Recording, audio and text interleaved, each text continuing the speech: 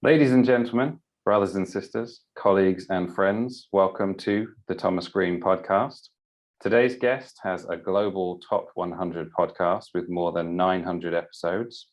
Being played in more than 120 countries, he is an entrepreneur, consultant, and podcast coach, specializing in helping CEOs and entrepreneurs grow, scale, and monetize their podcasts. He is also the Chief Financial Officer of Next Level University, which helps people reach the next level in their life, love, health, and wealth.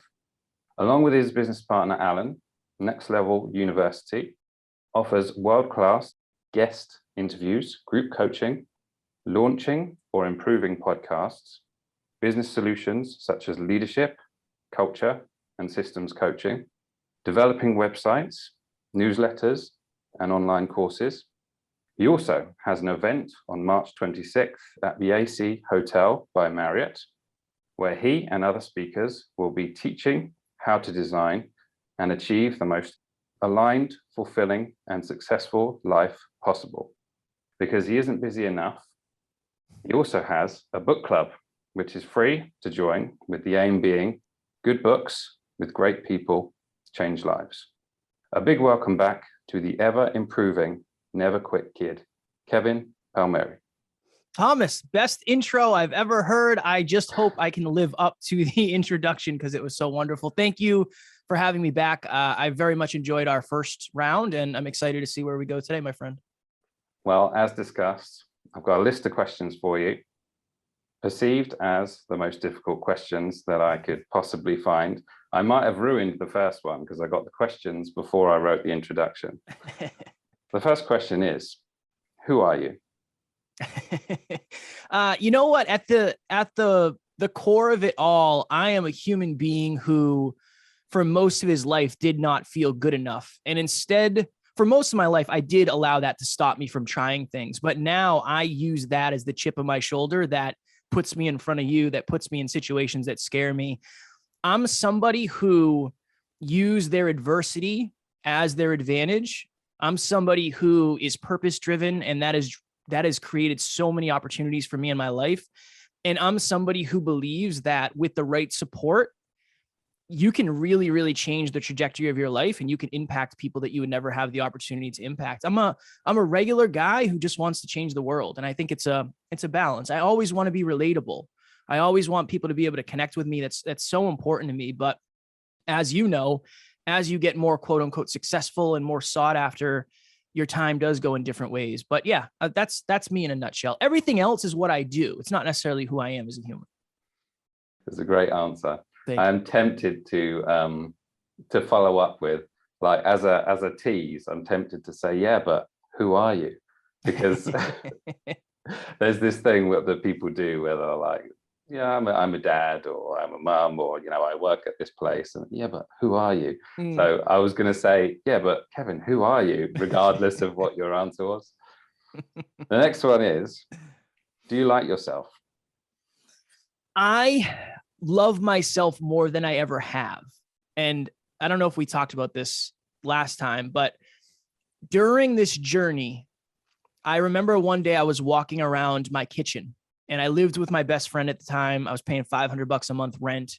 I had no clients. I was single. I was pretty unhappy, all things considered, in terms of the results I had in my life. But I remember for the first time, I was fulfilled, and I was proud of who I was as a man. And that was 3 years ago, before any of these things. So yes, I really like myself. I love myself. I'm proud of myself. And I think that's directly correlated to the amount of inner work I've done. And I think it's probably similar for everybody out there. I don't buy into it's bad to talk about yourself in a positive manner. I think it's very important to talk about yourself in a positive manner, particularly because not many other people are going to do it for you. And it has to start with you. So yes, I like myself. I love myself. I'm proud of myself. All those things. Yeah. It's interesting to get the response, because in some way, depending on who you talk to, of course, it potentially can be a lose-lose, because if you don't say that you like or you love yourself, then there's maybe some inner critic or some self-image stuff going on. If you do, then maybe societally people might say, oh, that person likes himself a bit too much. Yeah. I've been on the other end for most of my life, the not liking myself. So I'd rather be on this. I would rather deal with external critics than continue to deal with the internal critic of myself, because I am harder on me than any other human can be, really. And I think that's the important part. And the other thing too is I think you have to look at the track record of work that you've done. Again, internal and external. If anybody ever said, well, that's kind of an egotistical thing to say, I would say, well, number one, I understand that because I would have said that too. But if you knew what I've gone through to get here and the things, the mirrors I've had to face and the difficult conversations, you'd have to love yourself too. And you also, like, I'm on camera all day, every day. Like, there's a level of, you can't really fake it.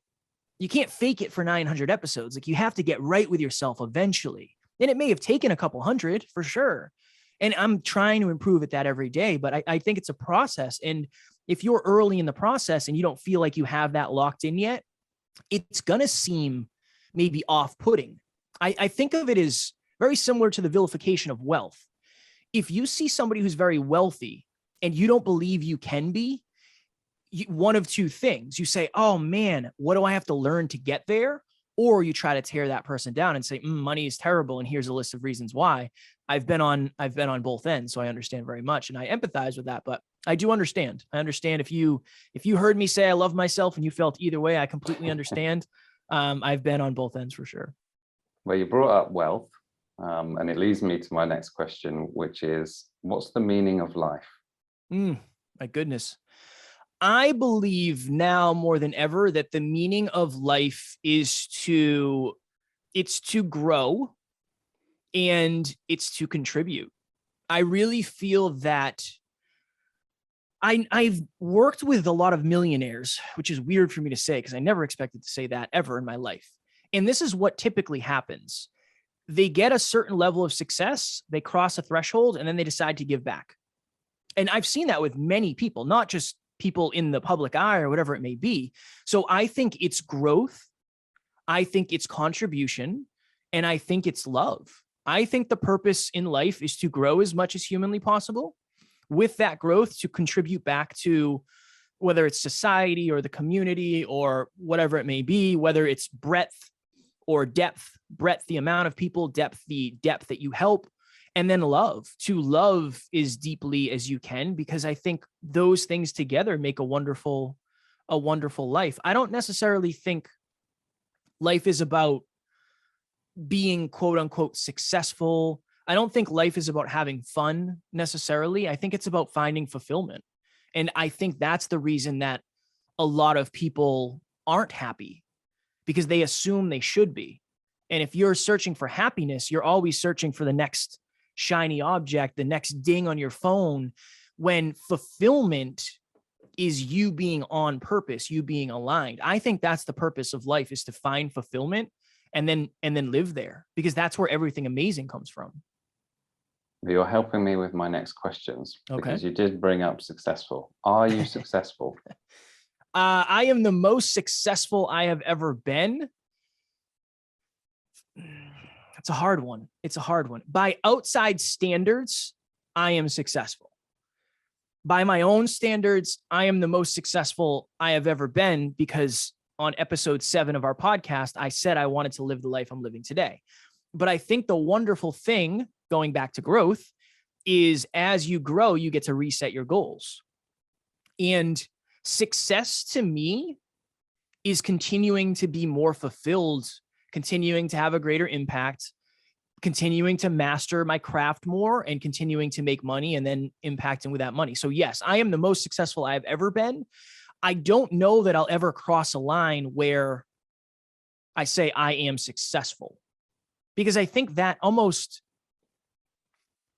for me in the past, that would have denoted that it was time to stop. I'm successful, now I can stop. So now it's just, I am successful, what's the new goal? I think that's probably the best frame. And in a weird way, Thomas, Alan and I's goal is to be in the pocket of every human being on the face of the planet 7 days a week for free. That goal, statistically speaking, is pretty close to impossible. So many things would have to happen. I don't think we'll necessarily ever get to that goal, but we'll never stop trying. So will I ever have that version of success? I don't know. But will I continue trying every day for the rest of my life? Absolutely. And I think that part of it is success. And I have a wonderful relationship. I'm proud of the physique I've created. I'm proud of the way I show up. We have an awesome team. I'm proud of the bank account. I'm proud of the impact, the podcast. So yeah, all things considered, the most successful, the most fulfilled, the most aligned I've ever been, for sure. I think based on your answer, I'm going to slightly rephrase this next one. Okay. Can you be successful without working hard? Oh man, Thomas. No, I don't think you can, because it's not about the result. It's about the journey and the process. There's so many people out there that on social media, they show the shiny stuff. And for most of life, the shiny stuff equates to success. But you don't know what they're going on, or you don't know what they're going through, or what's going on behind the scenes. They might not feel quote unquote successful. And they're trying to convince people that you don't have to do the hard work. I don't know that you can find true success without hard work, because true success requires growth, and growth requires conflict. Conflict is resistance. It's work. It is hard. It is hard work. There's this thing I've seen online, and maybe you've seen it. I don't know. You're a podcaster, so you probably get certain ads that I do too. But it's this podcast thing that says, we will launch a top 100 show guaranteed with none of your work or your money back. No, it doesn't equate. It's like saying, I can get you the body of your dreams in 30 days with none of your work. It's not humanly possible. It just isn't physically, from a physics standpoint, from a biological standpoint, it's just not possible. So what I do think, Thomas, is I think for a while we had a toxic hustle culture. Grind your face off and don't sleep. Sleep is for the weak. Keep working. That's one end, and that's wrong. I think we've transitioned closer to only do what you feel, do what's aligned. Things will be attracted to you. And if it's supposed to be, it'll be. I think that's too far on the spiritual let it happen side. I think the middle is trust your intuition, but work very hard. Make sure your cup is filled. Absolutely. But do what's hard and necessary. Create a sustainable life. Sustainable. I told you before this that this is my 5th 14-hour day.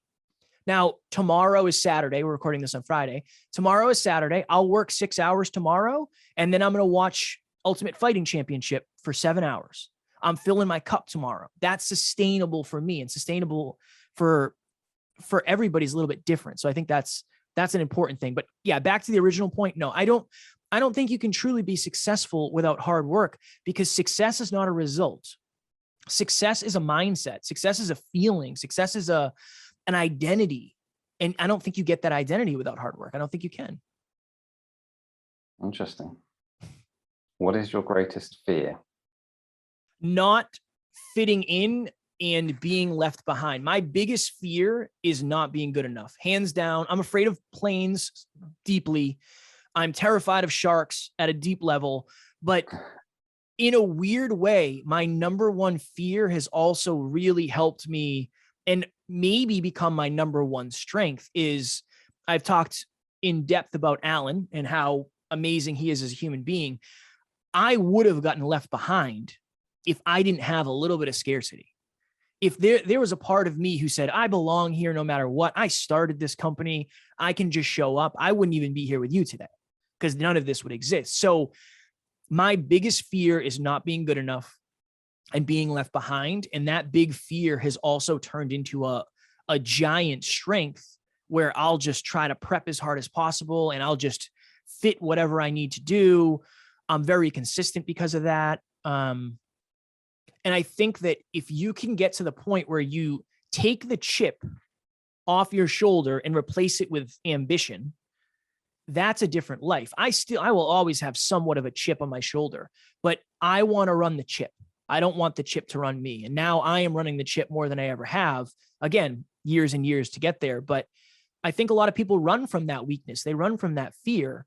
But if you can transition your fear or that weakness into a strength, you can really get someplace with that, because it helps.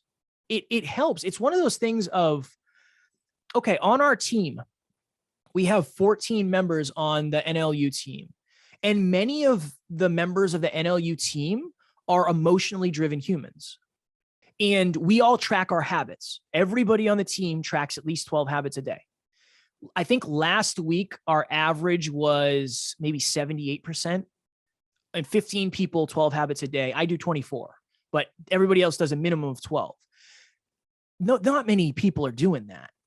Why are we doing it? Why do people track? Because they don't want to look bad. I don't get 100% because I'm the most motivated human. No. I got 100% for 1 week. And I said, I like that. That feels nice. And I never stopped getting 100%. So much, in fact, where my diet was slipping. And I told Alan, I said, I know if I put it on my system, we call it peak performance tracking. If I put it on my system, it'll get done. And he's like, do you want to put it on there? I said, I don't know if I'm ready yet, because I know I'll have to do it. And I did. And I'm down 5 pounds. Why? So my point with that is, we have found a weakness in many of our team members, which is fear of judgment or fear of not fitting in. And we have been able to leverage that into a positive thing by saying, look, all of our stats are public. Everybody on the team can see if I'm messing up or you're messing up. Use that as a little bit of extra motivation. And honestly, it's been wonderful. And I'm curious to see where that'll be going over the next few years, the next couple decades. We're building an app out right now based on that. But if you can understand the human behavior, you can use it as motivation. And I think everybody has that fear of not fitting in some way, shape, or form. And do you run from it or do you leverage it, is the question. Interesting. Well, congrats on the adding the thing that you didn't want in there, because I know how tempting that can be. Yeah, it's difficult for sure. I'm very hungry, but it is what it is. You're on your way home from a 14-hour day and you see a shiny object. What is that? You go and pick it up, dust it off a little bit, and a blue genie comes out of this lamp and says, Kevin, thank you so much. I've been in there for ages. I'm willing to offer you 3 wishes. Can't wish for more wishes, and you can't raise people from the dead or get people to fall in love with you. What are your 3 wishes? My 3 wishes, man. I would say my number 1 wish would be for us to get overnight or in that moment to 1 million downloads, because something happens in terms of perception when you get to 1 million downloads. Will I know more when we get there? Probably not. I'm a little bit, right? I'll know a little bit more. We just crossed 500,000. I'll know a little bit more. Yes.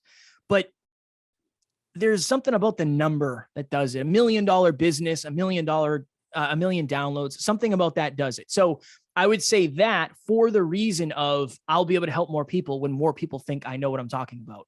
That's a huge thing. That is a huge thing. My second wish,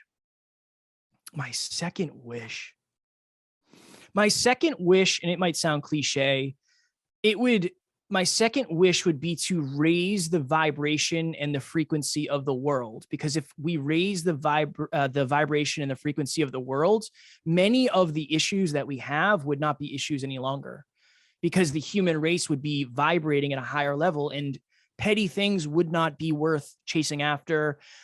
I don't know what else would change. I don't know if wars would stop or any of that, but I think that would help the consciousness of the planet, which would help everything. That would be my number 2. My third wish. It's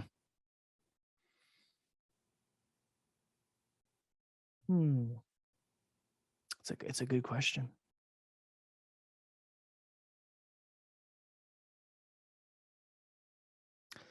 I think I would wish that personal development and self-improvement was more common.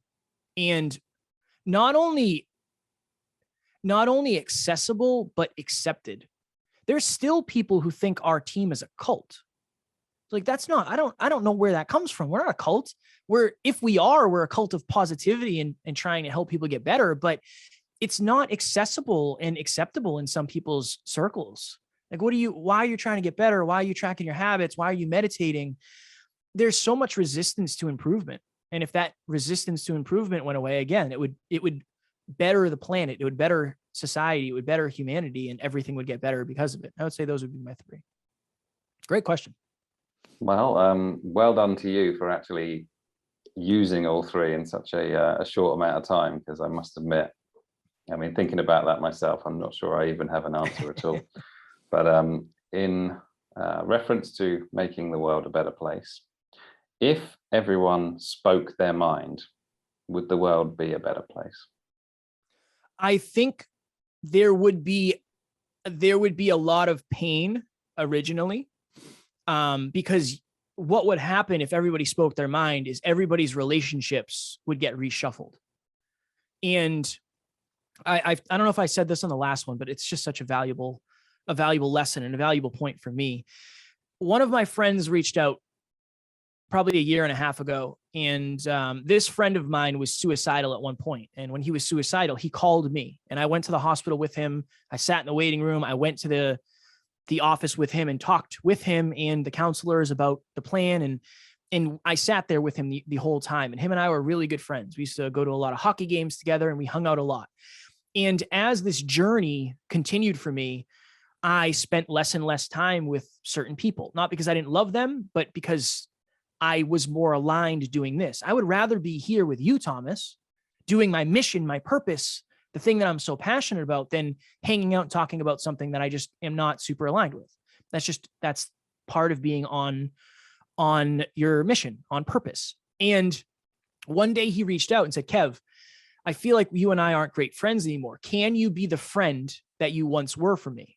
And I sent him an audio, and I said, I mean this with all the love in the world. This is going to sound egotistical, but I have to tell you, no, I cannot, because I have so many things going on that you don't know. 7 episodes a week. I think at the time it was 6 episodes a week, 6 gym sessions. I'm getting engaged. We have a 14-person team, right? I have 20 clients. I'm not sleeping. I'm $30,000 in debt. I'm grinding my face off. I'm burning to the ground. No, I can barely take care of myself right now. I can never be that friend for you like I used to be. We went through a phase where we didn't talk. Now, every time there's fights on, he's a big fan of mixed martial arts. We text during the fights. What happened? My truth shuffled the deck and reset the friendship at where it has to be now. That was me saying, look, I want to be friends with you, but it has to be at this capacity. So if the world, maybe a pill dropped from the sky and we all took that pill and we all told the truth, it would be a lot of pain for a decent amount of time, but that pain would subside. And I think everybody would move into alignment, because when you know the truth, there isn't anything to hide behind. When you know the truth, you will have an ego with it for a while, but eventually, if you take ownership, you can make changes. I do believe that if everybody spoke their truth, the world would be a much, much, much better place eventually. Not right off the bat. I think right off the bat, it would probably be mayhem, and there'd be a lot of fights and a lot of divorces, but there'd also eventually be a lot of marriages, and there'd be a lot of hugs on the other end. So yes, for sure. So do you tend to, this is not on my list, do you tend to apply that principle as much as you can in your own life? I'm working on it. I would say that is one of my biggest weaknesses for sure. I don't like making people feel uncomfortable. It's hard. I avoid confrontation. If you and I went out to a restaurant and they gave me the complete wrong dish, I would just eat it. And I wouldn't say anything. Might not even say anything to you. I might just say, oh boy, all right, I'm going to eat it. So I think that candor, having a courageous, truthful conversation is a big weakness for me. And it's something I'm definitely working on. I've done it with my partner, Taryn, and it's been wonderful. And we're very truthful with one another. And every time we are, everything gets better. Same with my business partner, Alan. Same with the team. I've leaned into it, but it is very, very, very difficult, especially when in your past, the truth really hurt people and you were afraid to hurt people because you didn't know where you fit in the grand scheme of things. So I'm definitely practicing it, but full disclosure, it is a bit of a weakness of mine at the time. Yeah. Is living life to the fullest possible? Is living life to the fullest possible? Yes. Yes, because it is contextual. So I have a coffee cup here. Can I fill it to the top? Yes. But if you give me a new coffee cup, then I have to refill it and I have to refill it. So I think that living life to the fullest is trying to become the best version of yourself. I really do. Alan and I did a live podcast last night, and we talked about 5 different points. And I think it was growth, it was fulfillment, it was monetization, it was love, and it was impact. Growth.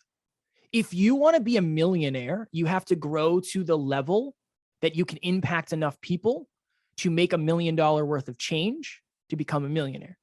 If you want to fall in love, you have to grow to the point where you attract and then continue growing to the point where you can sustain the relationship. Growth, and we talked about that earlier, growth is the key to everything. So in order to live life to the fullest, I think you have to consistently chase your potential, whatever your unique potential is. I'm 5'4". I'm not playing professional basketball, most likely. And I'm not going to be a professional swimmer because I sink like a rock. Those probably aren't in the cards for me. Maybe that's not my potential. But what if being the best speaker in the world is my potential? What if it is? Then right now, in this moment, if I'm doing my best, which I am, then I'm living my life to the fullest in this moment, during this conversation. I am doing my thing. And after this interview, when I go back to real life and behind the scenes and the camera's off, then what do? Do I scroll through my phone for 3 hours? I'm probably not living life to the fullest if I'm doing that. So I think that yes, it is possible, and it is possible every day. And eventually the fullest becomes more and more and more and more. Alan said this to me one time, and I got to give him credit. It's something that really, really helped me expand a lot of my thinking. Everybody does their best, right? Everybody does their best or has the opportunity to do their best. Not everybody betters their best. And that is living life to the fullest. There's a difference between saying, yeah, I did my best. And then there's a difference between saying I did that, and afterwards I said, how do I do better than my last best? And I think that is it. I really do. I think that's probably a healthy way of looking at it as well. And my interpretation of the question is like, what's your absolute maximum potential that you could ever do as a human being? Yeah. And I think, and whether or not that's realistic, but I think, correct me if I'm wrong, my interpretation from your answer is that it's about the aspiration more than it is the outcome. Yeah, absolutely. I'm never going to be, I mean, again, I don't want to say that, but am I going to get an award that says you're the best podcaster ever? Probably not, unless somebody sends one and I appreciate it. But it really is the aspiration that creates the systems, that creates the habits. It's not about what you want to accomplish. It's about who you must become to accomplish it. And that just really is it. I don't expect to accomplish some of the things that I want to, but I know I'll become the type of person who can. And I think that's what we're all playing for anyway. I think it's not about the shiny object. That's not what it's about. It's about becoming the type of person who can get that through their own example, through their own character. I think, Thomas, that's one of the reasons why so many people find success and then realize that it's not what they wanted or not what they expected or not fulfilling them at the level they did or at the level they wanted because they didn't work on themselves enough to get it. And it doesn't feel earned because it's not real. It's not real. I did a post yesterday about fake followers. I said, if you're buying fake followers and fake likes, you're most likely not a real person. You're not focused on getting better. So I will beat you eventually. Eventually. I don't know when it's going to be. It might be years and years down the line. But because I'm growing and you're not, you're skipping the growth. It's not about the aspiration for you. It's about the goal. The problem is you will lose the goal because you have not built up the competency through work. That's all it is. Anybody could say they have 900 episodes. Anybody can go buy a bunch of podcast downloads. Sure, everybody can. But the thing is, do you have the competency to actually stand up to what you say you have? And many people don't, especially if you're taking the shortcuts. If you're taking the shortcuts, you don't. So yeah, to your point, the result is great. The shiny object is great. It's the aspiration that creates the competency, the capability to get it. And then you get things you never would have expected also with opportunity. So yes, aspiration over result for sure. I just go off on everything you say, Tom. It's like, it's no quick answers here. Is there anything that you should have let go of a long time ago, but you are still holding on to? 100%, 100%.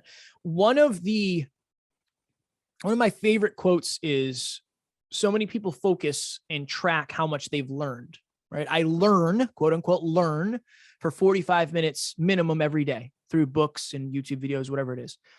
How much am I unlearning every day? How much am I going within and saying, this hasn't been working since I was 20 years old. Why don't I do something different? So the thing that I wish I let go was needing approval.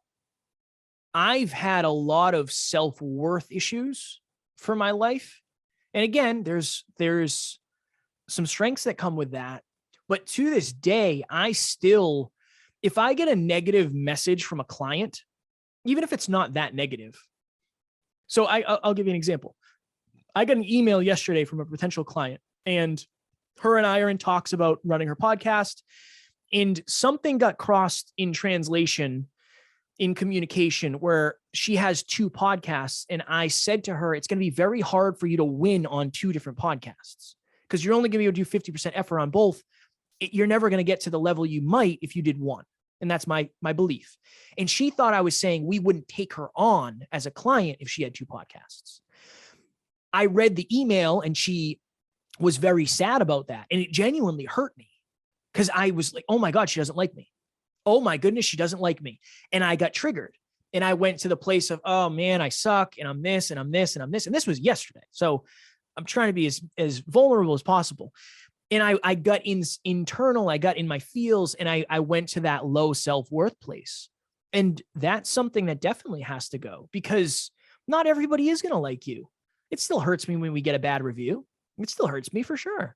Absolutely. Because that's one person who doesn't like me and that hurts. So tying my self-worth and my good enoughness to what other people tell me or other people's feelings or other people's insecurities, that's something I have to get rid of for sure. And I think everybody does.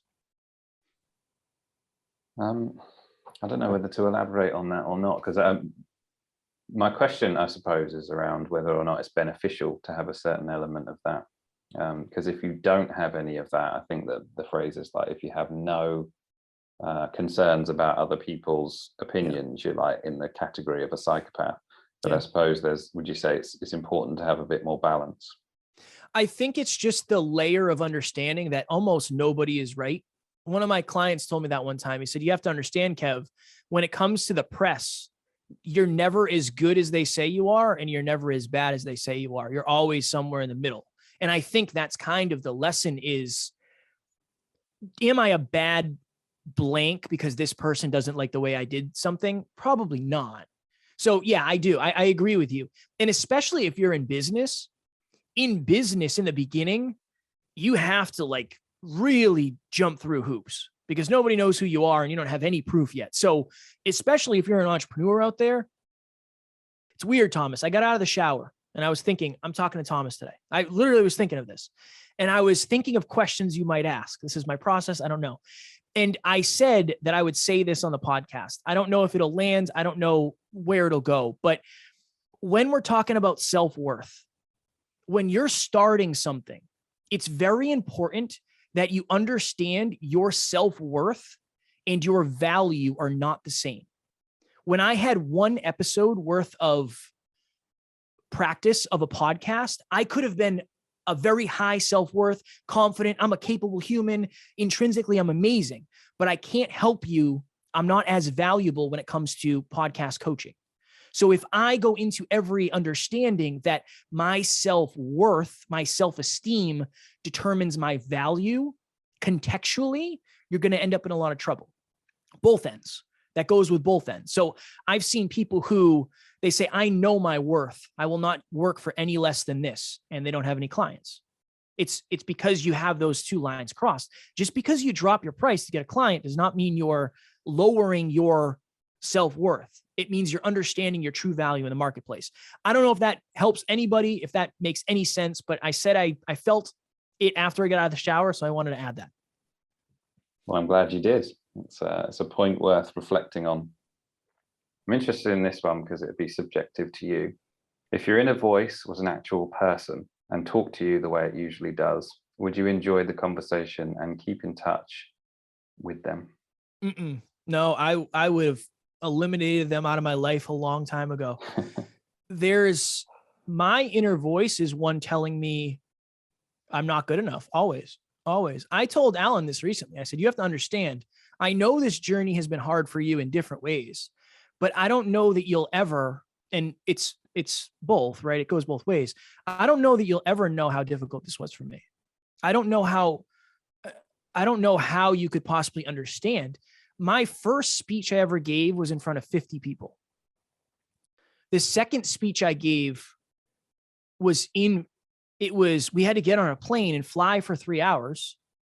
And Evan Carmichael spoke on stage. Evan Carmichael, the YouTube guy, spoke on stage with us. I spoke on the same stage as Evan Carmichael for my second speech in front of 150 people, whatever it was.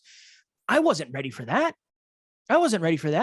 And the story I told myself internally was, you are going to bomb this. You're going to do terribly. So I'm always fighting against myself more than anything else. Thomas, I've had so many amazing people believe in me. I really have. It's always been me who didn't believe in me. I'm my biggest critic. I'm my biggest resistance for sure. And that's starting to shift through the reps and through the experience. But I would have a fist fight with my inner self, most likely. It would not be a peaceful conversation for sure. It's funny. I did, as a side note, I did watch one of your episodes with Evan, and I thought it was really good. Thank you. You prepped a lot for it and drove a long way. It was that one. Yeah, that was, oh my goodness. It's really hard when you sit down with somebody and they say, okay, we have 43 minutes, cameras on. Okay, go. It's just like, oh, okay, we're doing this. Okay. But thank you. I appreciate the compliment very much. No worries. What type of legacy do you want to leave behind? That's a great question. Great questions, Thomas. So one of the things that really drives me is I just want to be a good human. I want people to feel good around me. I want people to feel safe. I want people to feel hopeful. I want to leave every interaction a little bit better than it was when I started it. Yes, I want to have a high net worth and I want to have nice things and I want to impact billions of people. I want all those things. But the through line of it all is Kevin Palmieri was just a good person who had my best interest at heart. And he was authentic. He was real. He was reliable. He was trustworthy. That's the legacy I want. I just want people to know I meant well. And that's why I do everything I do. Really. I was on a podcast yesterday. I stayed on for 30 minutes after and talked to this person about their show. And it's like, I just love that. My fear is losing that. One of my big fears is that I'm going to get to the place where I can't do that anymore. And I'm setting up my life in a way that doesn't happen, or it happens as limited as possible. I send videos to my followers. Like, I want to be that. I don't have to, but I want to. I aspire to be somebody who is just world-class and a professional and successful and consistent and capable, but also in a weird way, if you met me at a restaurant, you'd never know. That's kind of what I'm playing for. I want to be the most extraordinary regular guy. I really do. I really do. And I want to leave every interaction better than I found it. And I don't mean the human. I'm not saying I'm going to improve every person. Like, that's not what I'm saying. I'm just saying I want it to be a positive energy when I leave. That guy, oh, he's real, like, he did something. He's just good. He left a good tip. He gave me a piece of advice. He let me go in front of him in the grocery store. That just every interaction I want to be as positive as humanly possible. Sounds great. And from the interactions I've had with you, I can say that that's been the case for me. I appreciate that more than you know. The flip side of that, are there any mistakes you keep making over and over again? Oh, man. Yeah, for sure. Even though we're doing very well financially, anytime even something minuscule happens, I immediately retract to scarcity.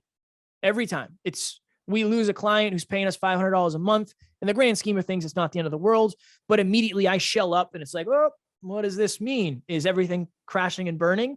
So I have to continue understanding the wounds that I have around money, and being the CFO has been very, very helpful because I'm in charge of the money, which is great. So yeah, for sure. Understanding and continuing to course correct past conditioning when it comes to money. That's a big, big, big one for me. Yeah, I sort of know what you mean. When you're out there on your own with your own business, you kind of have to be sensitive to those types of scenarios. So I get what you mean. Slightly, I mean, these aren't in any order whatsoever, but I happen to like this question. What is friendship? That's it. That is a tough one. That's the toughest question you've asked so far. I think friendship is contextual. And I believe that's why it's so hard for very, very ambitious people to remain friends with many people. For many people, I think friendship is quality time with somebody that you love. For me, friendship is knowing somebody has your best interests at heart and they genuinely want what's best for you, regardless of what happens to them in the process. That is my definition of friendship. I love the people that I don't see. It's not that I don't love them. I don't consider them friends. I don't think they consider me friends because I don't check the quality time box.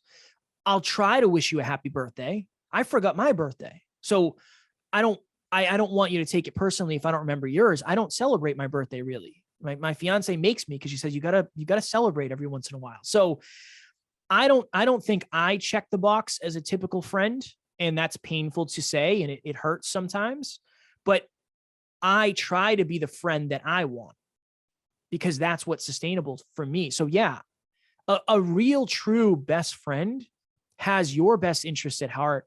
They want what's best for you, regardless of what that means for the amount of time they see you or the amount of birthday wishes you send them or whatever it may be. It's about the depths of helping me and them achieve their purpose. If my purpose is to change the world, and that's what I'm aiming for, a good friend to me is somebody who supports that. And honestly, those are the only people I have in my life. I'm very blessed. And I've been very proactive in reallocating time with people who don't align with that. And that's something that I've worked very hard on. But the people in my life, I said this to somebody the other day, Thomas, one of my friends. She said, I'm grateful that I met you. And I'm so grateful for all that you've done for me in your life or in my life. And I said, I'll always be here in whatever capacity I can. I can't guarantee it's going to be seeing you every week. I don't know what it's going to be, but I will always do my absolute best to be there when you need me. And I think that's part of it. Yeah. I think there's a theme maybe that I've picked up on, which is intent. So intent is important simply because people can interpret things in different ways, but as long as you have good intent, that's what matters, right? Yeah, I would agree with that. Yeah. It's intent to me is the precursor to proof. That because if my intent was to come on here and add value, I had to reschedule recently. You and I were supposed to sit down and we had to reschedule because my schedule got mangled and something happened. I intended on coming on. I wanted to come on. It wasn't because I was hiding, but my intent was to Thomas, I made a mistake. This is totally on me. I want you to know that I value your time as a human being. And this isn't me overlooking you, or this isn't me not valuing you. And I want to come on. Please let me know how to make this better. And that was my intent. And I think that sometimes you can see the through line of feelings, even if the results and the actions don't line up. Now, don't get me wrong. A lot of people say, well, I didn't mean to hurt you when I said that. It's like, well, you did. So how do we stop and get the understanding that what you said hurt me, even though you didn't intend? So I think it does go both ways. But to your point, I'm trying to stay on the positive front with that. Yeah, for sure. Is it more important to be respected or liked?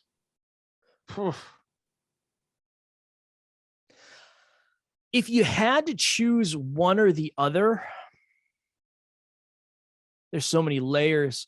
I think it depends on how you get respect. But if you're a leader, it's important to be Thomas. I'm going to go with the unpopular liked. Because I think when people aim to be respected, they think they have to be above everybody else and they have to look down. And I think a real leader, they lead from the front, but not above. They can help chart the course and they can do all that, but they're there to lift up other people. And I think that if you really want to impact people at a deep, deep level, and this probably isn't the popular answer, I think you have to be liked, because people don't work with people that they don't like unless they're afraid, usually, unless they're in a scarce place. And that, again, it's not sustainable. If you look at, and this is the other thing, you can be respected for being liked, because if you're liked, maybe you're liked because of how supportive you are, how appreciative, how empathetic. If you look at the companies that have the highest morality ratings, it's not because they're the bosses and the CEOs are the hardest ones to work for. It's because they've designed the company to be the best for the employees. And I think those companies are well liked, which then they're respected because they're liked. So I think it goes hand in hand. So I don't know if that's the common popular way, but that's the way I'm going with it. Kind of dodged that one by saying both, which is, I didn't give any rules, so you're totally fine doing that. This is a sort of similar question, which is having a big ego a negative trait or a positive trait? I would say having a big ego is a negative trait. And in this context, ego is both arrogance and insecurity. So I think when you have a big ego, all an ego is a protector. It's protecting you from the truth. If you have an arrogant ego, you're not willing to look at the truth. So there are people out there. Alan and I know some people we grew up with who they think they know everything and they can't ever be wrong. The problem with that, and it's a protector, they're being protected from being wrong. The problem is if you're not humble enough to find the answers, you'll never have them. So that's a negative. There's also people that I know who are super, super insecure and they assume that they're terrible at everything that they do. That ego, which is a big ego, it stops them from trying things. I think a big ego is a weakness. It's a bad thing because it stops you from getting actual feedback. And when you don't get actual feedback, you don't have the necessity to grow and you don't know where you stand. I would say, I mean, we all know, maybe we all don't know, but there's movies about it. There's tales about the bully who has a very big ego, and the bully assumes he can beat up anybody. But if you throw him in a ring with somebody who's a professional, that ego gets lowered and that person gets humbled. I think the opposite also has to happen too, though. If you're somebody who doesn't believe in yourself and somebody throws you into an opportunity and you succeed, you get feedback that you're better than you think you are. And I think ego stops people from seeking feedback, seeking advice, seeking support, asking questions. I think ego, while it protects people, I think it's only protecting you from the truth. And if you don't get the truth, you don't get necessity to change. How do you feel about that one? Good? Yeah. I didn't skip it. I didn't say, well, both. By what age should you know what you want to do with your life? I don't know that there is one. I don't know that there is one, because I think as long as you're trying to seek it. If you think about it, when you're 5 years old, you're bouncing all over the place from this thing to this thing to this thing to this thing. The goal is to have a pyramid where the older you get, the more honed you get to what you actually want out of life. I don't believe that there is an age. I mean, there's countless stories of actors and actresses who get their first big role when they were 80. That happens all the time. There's also child actors and actresses who start when they're 5, and that isn't even their thing. So I think as long as you're on the pursuit of clarity, it's not even about finding it. It's about finding more and more and more. And this is the other thing too. This is the other layer. I never knew I wanted to be a podcaster until I started podcasting, but I never could have been a podcast coach until I started podcasting. And I never would have gone on other shows until I became a podcaster. So everything came from that one thing that I tried, I realized I liked, and then everything kind of multiplied off of that. I would just say try as much stuff as humanly possible for as long as you can. And when something lands and you know it spiritually, then try to do more of that. But it's just a level. It's a level of alignment, a level of clarity. And I don't think it matters. I don't think the age matters. I think it's the pressure that people put on themselves that actually makes it harder. Great answer. Thank you, sir. No, I won't push for an actual, but what's the number? How do you know when to end a friendship? Oh, man. It's a good question. Ask yourself this question. Is this friendship the best from my past or the best for my future? If this friendship is only happening from a point of nostalgia, because we used to blank together. We used to go to high school. We used to go to the gym. We used to go to college together. We used to drink together. We used to whatever together. Is that serving you in your future? That is my answer is this. A friendship should end if it is not the best for your future. If this person doesn't believe in your goals, if they don't believe in your dreams, if they don't have the same, and again, this part is all personal, but if they don't have the same core beliefs, the core aspirations, the core values, if things are too far out of alignment, it's time to end any relationship. Anyone. Even if it's family, if it's too far out of alignment, you're doing yourself a disservice by keeping it. Even though you're supposed to love them, I understand that from a cultural perspective, but that's not the truth. If somebody is not supporting you and they're crapping on your dreams, or they're crapping on your relationship, or they're crapping on who you want to date, or the way you want to show up, or any of that stuff. If your family is not supportive of who you are as a human being, it's probably not a great relationship to be in. And I have a very weird relationship with that. My dad left when I was young, and I was very good at just cutting people out of my life. So, I understand it's not that way for most people, but there are so many people out there who are afraid to be their authentic selves. And the people that they're afraid to be their authentic selves around are the people closest to them. That's a problem. That's just a problem. And Alan always says, this is a good one. Notice if you're out there right now and you post different stuff on Instagram than you do Facebook, there's a reason. It's because your family doesn't follow you on Instagram, or your friends don't follow you on Instagram. They follow you on Facebook though. And that's another layer. But if it's outside of alignment of the person that you are and you want to be, it's time to start reallocating time in these friendships for sure. Great answer. The next question is weirdly specific. And I think I saw it and I was like, I wonder what Kevin would do. After this one, we may have to go quick fire though, because we're running out of time. Okay. So what do you do if you see a parent berating a child? Oh man. It's hard, right? It's so hard. The ego part of me wants to say you stop it, but the real part of me, the authentic version of Kevin, Alan and I saw this. We were going to Florida. We were in the airport, and there was this family. It was a man and a woman and 3 children, and the man was drunk. It was like 9 a.m, and the man was drunk, and the mother was juggling 3 children trying to feed them, and the guy was swearing at the kid, and one of the kids fell down and hit his head, and he was like dragging the child. And Alan and I get emotional talking about that. Alan and I, we tapped into purpose. Alan and I grew up in families that it wasn't necessarily a personal development environment.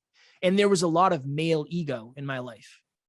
And I think, me personally, I go back to purpose.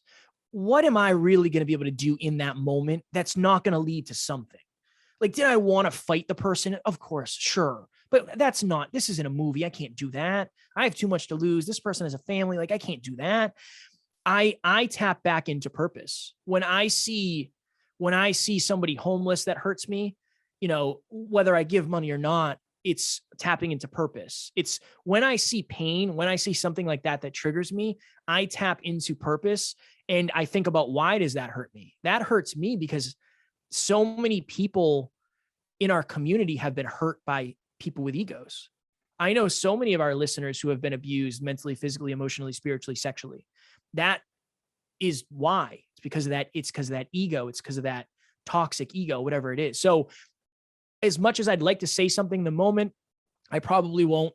If that makes me a coward, I understand. But I go back to purpose, and I go back to why I do what I do, and I make sure that I use that to relight the fire inside me. Interesting. Painful one. Tough one for me, Thomas. How are you doing for time? I'm good. So happy to do the quick fire ones? Yeah, absolutely. Why is it so hard to say you're wrong? Oh man, it's so hard to say you're wrong because oftentimes you're the only person in your circle doing it. If you were in a relationship with a bunch of other people who admitted they were wrong, it'd be easier for you. Is the most important purpose in life happiness? And if not, what is? No, fulfillment. Happiness is result driven. Fulfillment is purpose driven. Why do we do things we do not like to do? Because we believe the outcome will be worth it. And if we don't believe the outcome will be worth it, we don't do it. Do we control technology, or is technology controlling us? Ooh, that is a great question. I've learned so much about exponential organizations and computer learning and AI recently. So my answer will be different than it would have been a year ago. We control technology because we are the ones who created it. It learns faster than we do, but I think at the end of the day, we're living in a different dimension. We control technology. If you could become immortal on the condition you would never be able to die, would you choose immortality? Whew. No, because I'd lose everybody I love every time, forever. What should be the goal of humanity? To live, to grow, learn, contribute, and chase fulfillment. How would humanity change if life expectancy was 500? Oh my goodness. I think people would be way more willing to play the long game for sure. And I think a lot of marriages would change that part too. And people wouldn't take the jobs they take, because 500 years is a long time. If you could teach everyone in the world one concept, what would it be? The biggest difference between who you are and who you want to be is your habits. Going back to what we talked about earlier, you have to believe it will be worth it. Whatever your habits are, you have to believe it will be worth it. And if you don't, human beings have 3 beliefs, must have 3 beliefs in order to do something. It will be worth it. It is possible. And it is possible for me. If you don't believe in any of those, check in with why and how to fix it, and you'll be able to accomplish that goal. What do you think your future self will remember about you now? What it was like to feel valued at the level, first time I've ever really felt valued from other humans like I do now. And I'll remember the fact that we just recorded our 900th episode for sure. Those always sit with me. So I'll remember that. I'll remember the valued thing, and I'll remember where I'm living. It'll be very nostalgic for me. It always is when I look back, always. How much control does a person have over their own life? Oof.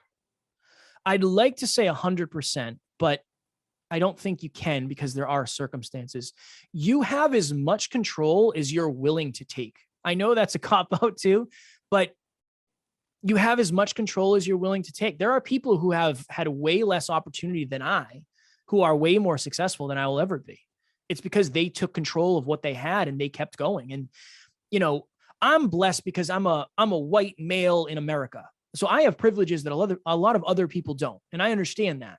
But it doesn't mean that you can't take the opportunities that you have at whatever level that is. And I understand they're different. So yeah, it's up to you. It's really up to you as a human. Are you happy that I'm at the end of my list of questions? I'm not, Thomas. I love these. These are very, very awesome interviews. I appreciate the questions. I appreciate what you put into them. And I'm always happy to come back. I'll come back a million times. All right. Well, I've really enjoyed it. I knew you'd be up to the task. For people, I feel like the introduction, I worked hard on the introduction, and I feel like that did it. But if someone wants to know more, where do they go? Yeah, well, I always send people to the podcast, Next Level University, 7 episodes a week, any podcast platform, YouTube. You can find us anywhere. And I am at Never Quit Kid on Instagram, as Thomas so eloquently spoke. Well done for that. I feel like if it was the other way around, I feel like I'd be exhausted. So congratulations for making it through. Thank you. Thank you for your contribution. Of course. I appreciate it, Thomas.